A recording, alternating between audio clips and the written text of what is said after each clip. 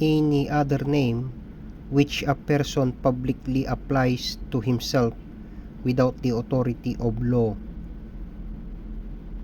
A. Alias. B. Common name.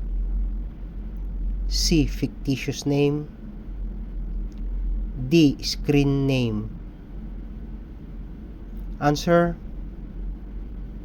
C. Fictitious name. A sworn statement in writing made upon oath before a notary public or authorized officer. A. Subpoena. B. Writ.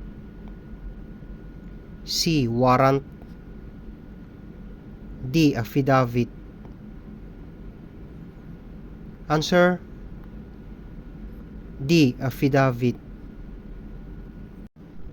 The improper performance of some act which might lawfully be done.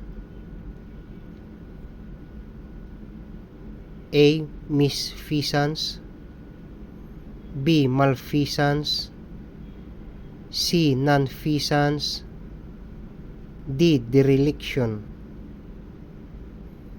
Answer: B. Malfeasance. A crime against honor which is committed by performing any act which casts dishonor, discredit, or contempt upon another person. A. Libel. B. Slander by deed. C. Incriminating innocent person. D. Intriguing against honor.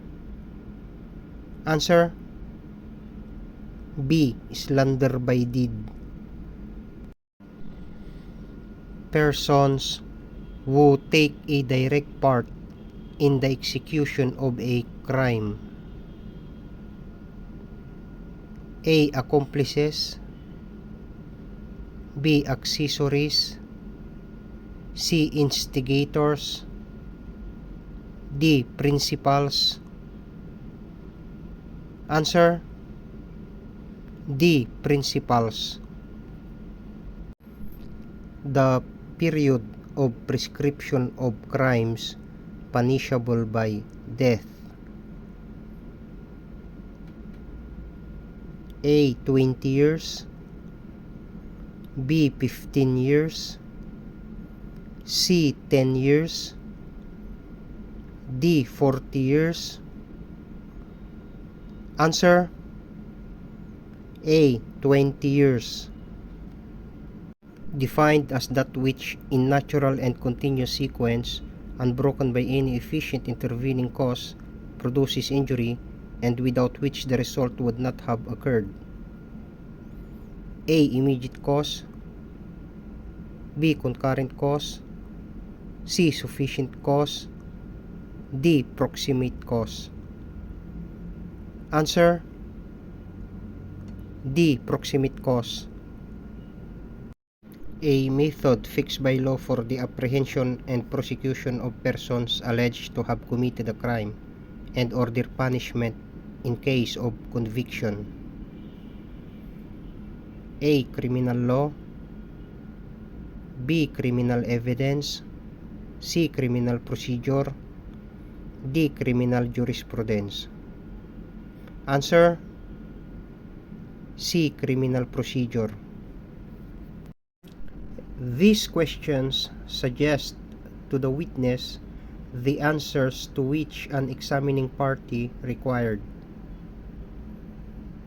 A. Leading. B. Misleading. C. Stupid.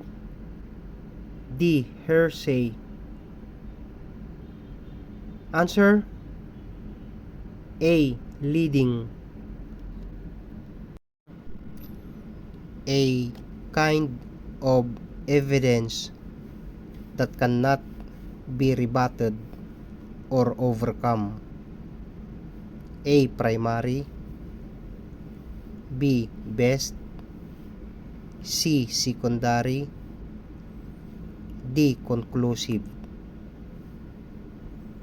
Answer: D. Conclusive.